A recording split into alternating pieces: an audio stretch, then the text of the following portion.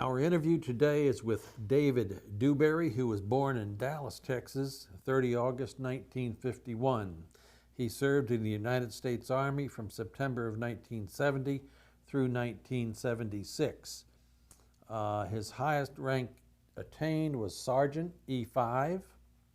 This interview is conducted at Burleson, Texas on Thursday, April the 21st, 2016. My name is Dale Dexheimer. I'm not related to David in any way. Also in the room we have Cindy Dewhurst, David's wife, and we also have Milton Gibson, who is our videographer. This interview is conducted for the Veterans History Project at the Library of Congress and also for Operation Remember, City of Burleson, Texas. And with that little introduction, David, you can tell us about your time in the U.S. military, sir. Well, I started in Dallas, Texas, and went in Dallas, was inducted. Actually, in Arlington, we went to Dallas that night. Anyway, stayed over there a couple of days, and then we shipped off to Fort Ord, California, which I don't think I'd ever left the state at that time, really, hardly. That's the first time I'd ever been on an airplane, for sure. And that was quite an experience, being on an airplane for the very first time. And started seeing lots of lights in San Francisco, and it seemed like we saw lights forever because it was such a big city. And then we finally landed, and boy, that's when it really hit, when the drill sergeants arrived with their buses and hauled us in there like cattle. Took us to Fort Ord. The best thing I remember about that night was the coldest milk I'd ever drank in my life. That was we were all starving to death, and we got to eat as much as we wanted. We had ham and corn and milk. It was the coldest milk I'd ever had in my life. It was really good. And then, we went to basic after that. Stayed there at the reception station for a couple of days, and started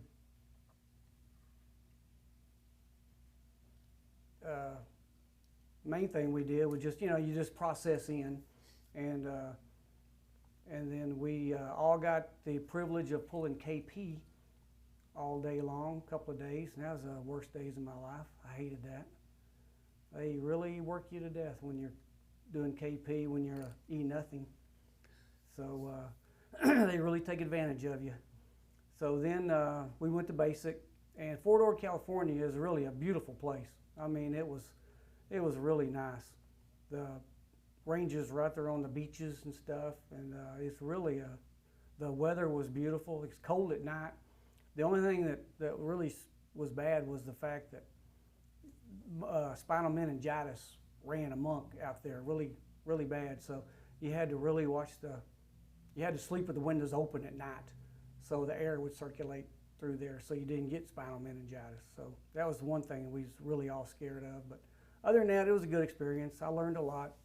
When you're in basic, you learn how to fight, you learn how to drill, and you learn discipline. And so then after basic, I was a 72F20, which is a digital subscriber terminal equipment operator. So we went to Fort Gordon, Georgia for school, and went there for 8 weeks of school. And Fort Gordon, Georgia is about like it is here in Texas. The weather's just like here. It's really nice. The one thing I regret is I didn't get to go to the Masters while I was out there. I really wanted to go to the Masters because a lot of the military guys got to work the Masters as volunteers, and I really wanted to do that, but I shipped out to Fort. From there, I left and went to Fort Huachuca, Arizona, which was hellhole of Arizona, I think.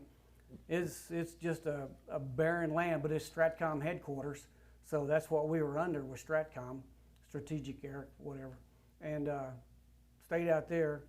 And it was so barren out there that a prisoner that would leave, try to escape, they'd just let him wander around the post because he wouldn't go anywhere, because it was just a vast desert so they didn't last long. So from there, I went to, apparently at first I had signed a letter saying that a dream sheet, everybody knows what a dream sheet is, and apparently, I don't remember this, but I did, yes I did, I put down Florida as one of the places I would like to be stationed, and sure enough, it came up, and they sent me to Key West, Florida to do my regular duty. And so while I was down in Florida, which was great duty down there, except that I got hurt down there playing softball, but it was really good duty and stuff. So from there, I got orders to go to Vietnam. So in 72, I shipped out of Key West, Florida, and went to California to process into Vietnam, and was out there a couple of days. And then we shipped off to Vietnam and stayed there for until came back in 73, and then they sent me to Fort Hood because my time was almost up, and they wanted me to go to Oakdale, Pennsylvania, but a friend of mine was stationed at Fort Sam Houston, and he told me while I was home on leave to come down there and maybe they could get my orders changed. And so I said, that'd be great. So we went down to Fort Sam Houston, and sure enough, the only thing that was open was a slot at Fort Hood. And so I took it. And so instead of going to Oakdale, Pennsylvania for the last 3 months, they sent me to Fort Hood. And that was good because all I did down there was play baseball. And so that's pretty good duty. So after that, I ETS'd out. And that was it for my military career. That's all the places that I visited. His career in 8 minutes. Ask me questions, I guess. You bet. What did your dad do? My dad was a sergeant in the Army in World War II, and he was on the Normandy invasion, and he was blown up. He got hit on the beach and was carried out, and he was unconscious all the way from France, right? Was it France? From right. France all the way back to the United States. So he didn't last in the war, but no time. As soon as he hit the beach, he was down. Wow. And but he survived it. It took a long time for him to survive, but he did survive. And so my mom was actually a welder, and she actually welded During the war. Yeah, during the war, she actually welded on ships and stuff for the war effort and stuff. I have a brother, Richard Earl, and he was, I think, in the military in '63. He's the one who went to Fort Polk, and when we went down to visit him, it was just a miserable place to go. I'm so glad I didn't go there. But he was a pole jockey for the Army down there he went to South Carolina and stayed mostly Jackson, probably. Yeah. He went to Fort Gordon. He went there also to learn, be a pole jockey and stuff. And then from there went to South. Pole jockey, guy with the belt that goes up Yeah, and goes down up the poles, up the telephone Okay. poles and stuff, whatever, and does whatever he does. Not sure what he did, but I know they call him a pole jockey. And I have two sisters, Sherry and Diana. They didn't don't go in the military or anything, but they were supportive of us and stuff. So. Okay. Fort Ord, on the beach. Water warm? No, it's cold. Okay. The Pacific's cold. It was real cold, but it was nice because that's where you learn. You learn how to shoot the M16, and that was a lot of fun. Learn how to shoot another weapon and stuff. Because at the time, I think they were switching over from the M14s to the M16s, and I think we were like the first class that started with the M16s out of the M14s. So that was a good learning experience. Learn how to throw the grenades. That was fun. From the pit? Were you in a pit when you threw them? No, you were behind the walls. Okay. Yeah, you didn't throw them in a pit. You You threw them, but you got down behind these big concrete walls and stuff. One guy did drop his. Live? He did, yeah, live grenade. He did drop his down, and the drill sergeant got it and threw it down into the, the little safety caves or whatever they call them, and it did go off, and he got in a lot of trouble.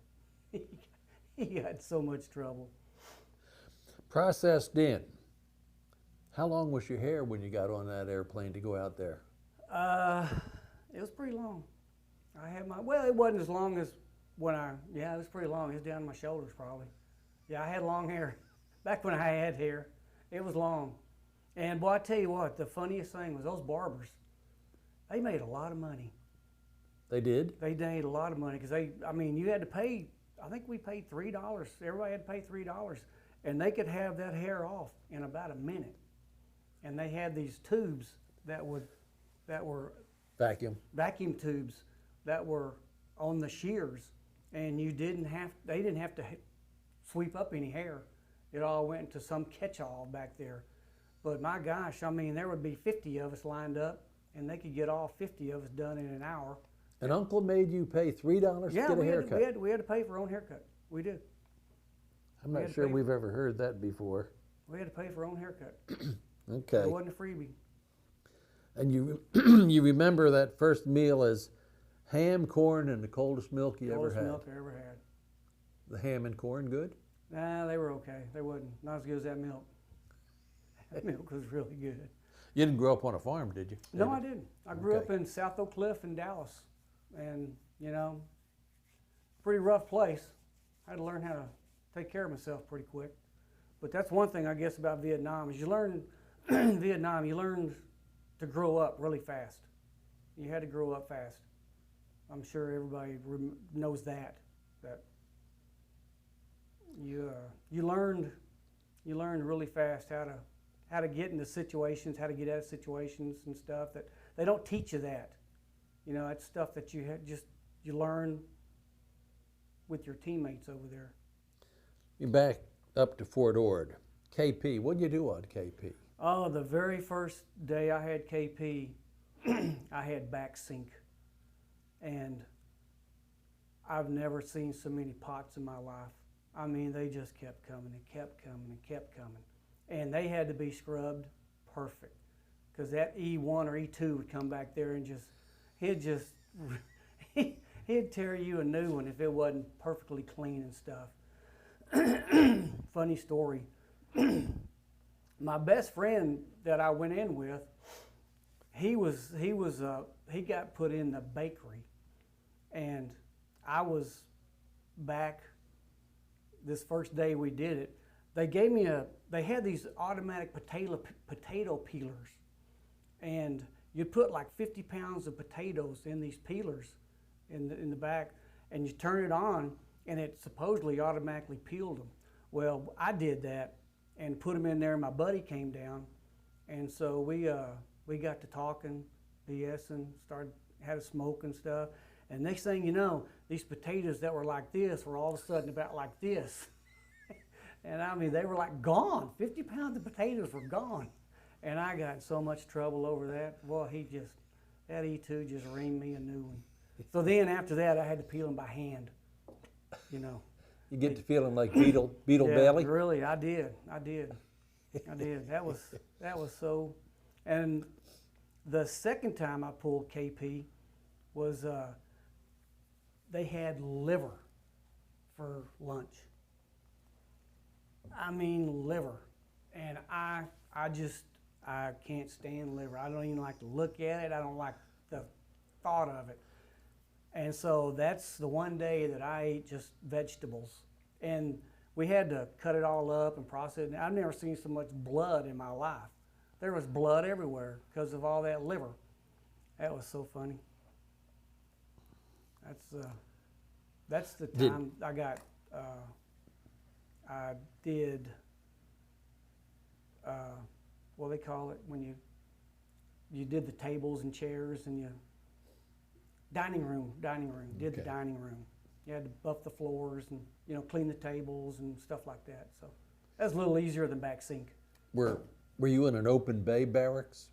Or do you have individual rooms? The first night, the first 3 weeks we were there, we were in brand new barracks at Fort Ord. And then for some reason, they moved us all out into the open barracks. I don't know why we moved. They didn't tell us why. They just said, get all your stuff together, we're moving. And so we had to get everything. We moved over to these really old open barracks. You know, I don't know why, but yeah. But They were fine. Teach you to march? Oh yeah, drilling ceremonies every day. Every day we did drilling ceremonies every day. Rain, shine? Yeah, pretty much. Yeah, yeah. Do a little close order drill? Yeah, we did. Yeah, we did. Yeah. All those fun things. You know, one thing I never could, I still, to this day, I still can't do an about face right.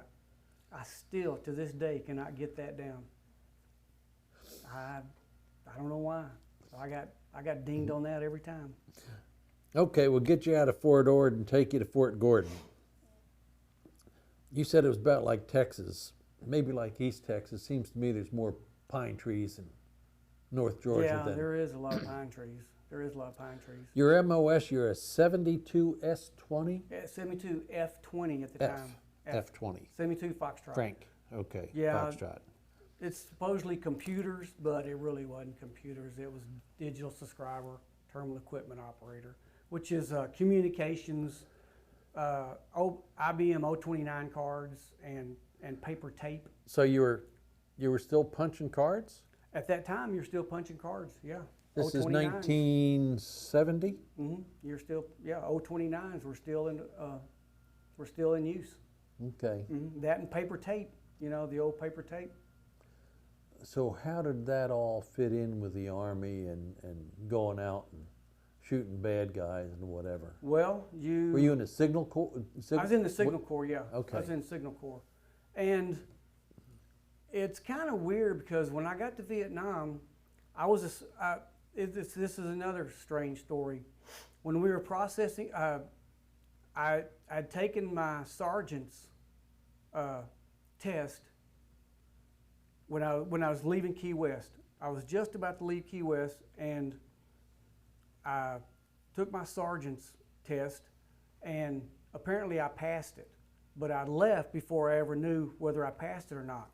And so this whole time that I'm going to going out to Oakland to process to Vietnam, I'm still in E4. And so when I get to Vietnam, I get to this one processing desk, and he asked me who I am and stuff. And there's like, I don't know if there's like 50 desks of people doing paperwork and doing stuff in these places. And for some reason, I went to this one desk where this one guy said, Dewberry, I think I've got something on you. And sure enough, my orders were there for E5. And so he gave, right then I was an E5. And I could have went to any other desk and probably those orders wouldn't have caught up with me for no telling how long. You know how the Army is. And for some reason, I went to the right desk and those orders were on his desk. So that was pretty cool. So I got a big pay raise. That's always good to get a big pay raise from E4 to E5. So that was lucky. I got lucky there. I'm gonna come back to that one. It's a question I like to ask, but before we go there, had a little stay in Arizona, which nobody enjoyed. And then you went to Key West. What kind of military installation is there in Key West? We were stationed at a Hawk missile site. The Hercules missiles were up in Homestead Air Force Base, and the Hawk missiles were at Key West. And those were the short-range missiles. The Hercules were the long-range anti-ballistic missiles. These were the little quick Hawk missiles that were aimed right at Cuba. Okay. And, you know, because I don't know if you remember or not, but a couple of years before, there was a Cuban Missile Crisis, and Key West was just full. I mean, they were all along the beaches. There was military personnel all over Key West. They were everywhere. And so ever since that, that's when they, I think, put in the Hawk missile site because of that. And so because that another Russian MiG defector had landed his plane right there at NAS. Okay. And so I think they started kind of cracking down on the Naval Air Station down there. So they started putting more military personnel in there. So that was I guess my dream sheet said Florida. So I got to go to Florida. But it was there was not a whole lot to do down there. Play softball. You were in E4. E4. You go to Margaritaville? I don't think Margaritaville was there at that time. Oh, it wasn't? I don't think Okay. so. No, there wasn't a Okay. whole lot there. The only thing it was the home of the poet, Hemingway, Ernest Yes. Hemingway. And at the time, this was funny too. At the time, all the hippies would go down there. And every night at sundown, they'd go, because it's the southeastern tip of the United States, Key West is. And all the hippies and stuff would go, and they would start, when the sun would start hitting the horizon, they'd all start clapping. And then when the sun, finally quit, they'd all disperse and go their separate ways and stuff. Every night, just like clockwork. You go out there with them? Well, we'd go out there and watch them and stuff. You have a little liquid libation, a little adult beverage when you went out there? Every now and then we did, Yeah. Yeah. E4? Yeah. Didn't have anywhere else to spend your money? There wasn't anything to do hardly in Key West. There really wasn't. You could fish. We fished a lot. There's no surfing, but that's where I learned how to do a lot of not scuba diving, but snorkeling, and fished a lot and played a lot of softball. That's mainly what I did down there. Played fast pitch softball, and that's where I got to play against Eddie Feiner in the King and His Court. Have you ever heard of him? Yeah. I Could you hit him? I did. I hit him first time. First time I hit him. That's it. But it's kind of funny because I was our catcher, and he always uses the opposing team's catcher as his subject. And after the game,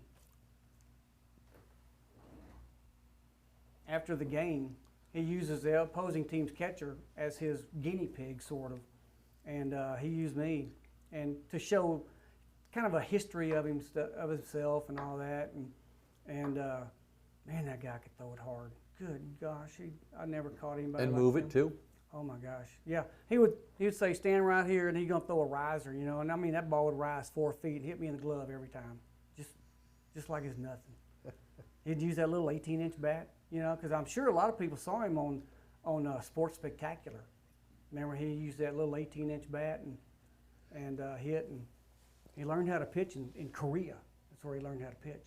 Did That you?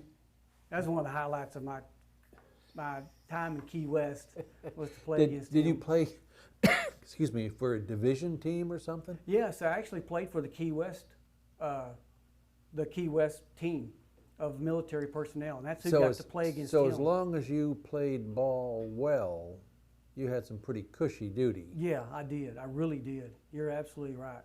I really did. Even when I was at Fort Hood, I didn't even have to pull duty or anything. Fire But watches or anything. if you had a slump and for 2 months you were batting .025. Fortunately, I never did that. Okay. I was probably the best hitter on the team. That was fun times. We got to play against all the Southwest Conference teams at the time. 'Cause I played for Fort Hood. And Fort Hood, at that time, we played all the Southwest Conference teams. And played all the local high schools, played Texas. In fast pitch? No, this was baseball, Baseball. now. This is Okay. baseball. Okay. Yeah. As a matter of fact, it was kind of funny. This is another funny thing that happened to me. When we were processing in to Fort Hood, I only had a couple of months left. And when I was processing in, you had to process at the recreation place. And so I went down there to process in, and one of the gates, when you go through there, there's this big, giant baseball stadium. I mean, it looks like Tiger Stadium of old, all the old green wood and stuff, and it was huge. I'm thinking, man, I'd like to play in there.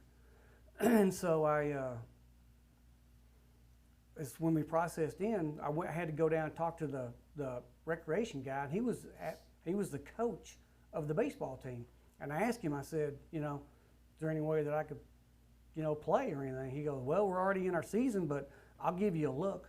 So he told me to be back at where they worked out at 2 o'clock or whatever. So he told me to be back at 2 o'clock, and he'll give me a look. And so I came back, and he said, I'm looking for a catcher. Can you catch? And I go, sure, I can catch. I'm not a catcher. I'm an outfielder. And I said, I can catch. So he put me behind the plate, and I'm catching all right, but he's noticing how I'm throwing it back to the pitcher. He goes, you know, you're not a catcher. You're an outfielder, aren't you? I go, yeah, I play center field, really, but you said you need a catcher, so I'll catch. He goes, go out in center field. And so I went out to center field, shagged some balls, and I was his new center fielder, starting center fielder after that day. And so that's pretty fun. Got to play a lot of baseball. Let's go to Vietnam. Flew into Saigon. Yes. Scared me to death. I didn't know what to expect. And you were still a 72 F-20. Yeah, 72 F-20. And then when I got sergeant, all of a sudden it turned to 72 F-40. I don't know why, but it turned to 72 F-40. Money, maybe? Yeah, I don't know. So where were you stationed in Nam? I was stationed at Da Nang with I Corps and headquarters out of I Corps in Da Nang. You lived on the base? I lived on the air base. Yeah, well, the airstrip was just right here, and then the signal corps was just right at the end of the airstrip, which is what they always rocketed. Yeah, right there. So did you have rocket attacks? Oh yeah, we had. Mortared? We got rocket attacks at least 3 times a week. First time that happened to you, what did you think about that? It scared me to death because I didn't know what was happening. Things were blowing up around me, and I didn't know what was going on. Did they give you any warning? They tell you what to do when this happened? Well, they told you, yeah, but the bunkers that we were supposed to run to were condemned, so we didn't get to go to the bunkers. So they told us just to put our pillows over our heads and pray for the best. Hopefully one didn't hit you. You never even left the barracks? No, we just stayed in the barracks. Barracks, sandbag? One thing about the barracks is they had those rocket pods. I'm sure I don't know if you saw them or not, but on the Cobra gunships, they have those rocket pods. Mm-hmm. Well, they use rocket pods. They would put sand or cement in them, and then they would line those around your barracks as protection. So they work pretty good, though. They work pretty good. You were in Nam for a full year? I was for 6 months. 6 months. Yeah, I got out first. They ended the war. Nixon ended the war. 3 times a week you could depend on bad guys. Being woke up by rockets. And then a couple of times with we were supposedly fixing to be overrun, and so we had to all go to our mustard stations with our weapons and stuff and set post and stuff. So yeah. Your work schedule while you were there, you worked like an 8-hour shift? Yeah, sort of, yeah. You weren't 8 on, 8 off, or 12 on, 12 off, were you? No, you worked at least 10 hours a day. Okay. At least 10, 11, 12 hours a day. Yeah, it depends on if you were going out into the field or you were staying back in base. Okay, going out in the field. Did you go out in the field? A few times, yeah. A few times. Just string wire and string communications and stuff. Okay. Didn't have like anything on your back or well, whatever. You had your field packs and stuff and all that. Okay. And a weapon. Yeah. And a reel of wire or what you were hardwired, not hardwired. Yeah. Yeah. Okay. A lot of times we'd have to go out and lay out concertina wire because at that particular time the war was really winding down, and so we were really short-handed. I mean, we had to rely a lot on the South Vietnamese Army to help us and stuff, and that was really was that comfortable to you to no, rely on? It wasn't comfortable at all. It wasn't comfortable at all. I'd rather have. Did you think they were competent, David?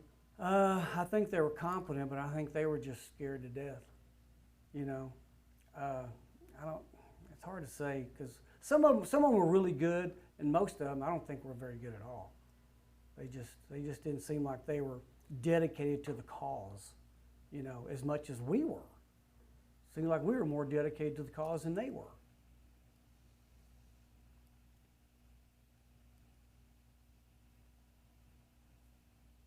Okay. Eating at Chow Hall? We did. We did. Our particular mess sergeant, I don't know how he did it, but he got really good food. He really did. He was the best mess sergeant I'd ever seen or whatever. 'Cause I mean, we had food, plenty of food all the time. Good food. He Steak, was in E6, E7? yeah, yeah. I didn't know who he was personally or anything. I just, whoever the mess sergeant was or the mess officer or whatever, he was really good because we got really good food. And then, you know, naturally you're always snacking at night and stuff. So you go to the PX, and probably the worst thing that happened to us was the PX in Da Nang. The second largest PX in Vietnam got blown up.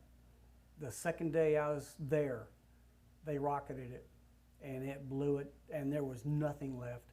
So they actually really didn't rebuild it totally because the war was, you know, slowing down and winding down. So they said it's just not worth it anymore. So they did get a few things in there, but you know, a lot of guys that were there before, they got the really good stuff. You know, the Pay 6 catalog that you got to order, the real good stereo equipment and all that. Well, that was no longer. That was really sad. See the PX get blown up. You lose any close friends? I did. I lost a couple that my roommates. They didn't make it back. And that was sad, you know, seeing them. But you just have to let it go, you know. You can't really delve onto it. You got to let it go. You can't. That's just something you really don't want to. I assume you were single all the time you were in? I was. I Okay. was, and I saw a lot of guys, you know, go through a lot of heartbreak with these Dear John letters and stuff, and boy, that was sad, you know. In 6 months, did you get R&R anywhere? No, I didn't. You go to? I didn't. I did not get not R&R. at all. So no. you spent your 6 months In country the whole time. Okay. The whole time. We talked about dollars as an E5 in combat zone. You remember what you were making a month? No, I don't. I know that I was getting combat pay and not jump pay, but overseas pay. The only thing I had to pay, I think, was Social Security. I think you always had to pay Social Security. You never get out of that. They pay you in cash, or do you get a check? Cash. That's Yeah, what we got I thought you did. MPC. MPC.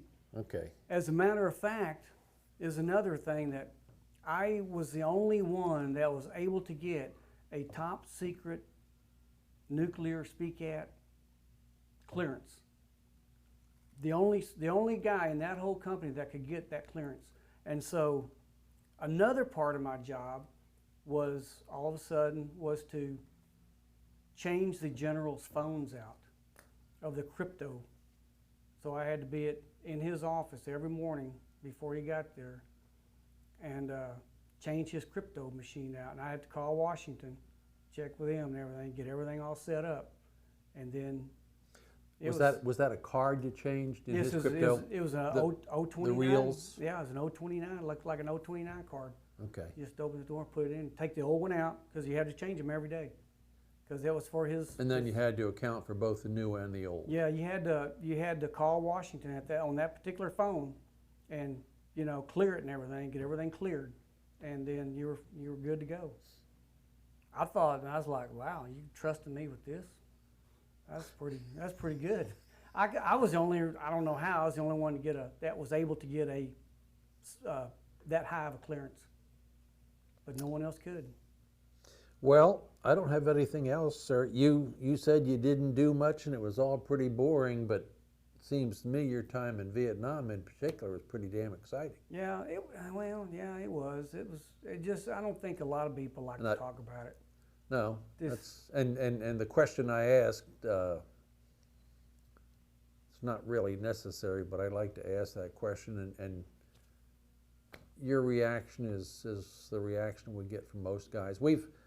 Milton and I have done these things for about 6 years now, and some guys get to a certain part of the story, and just what you're doing right now, they get to the point they can't talk anymore. So I appreciate your service, sir. Appreciate you coming down here today.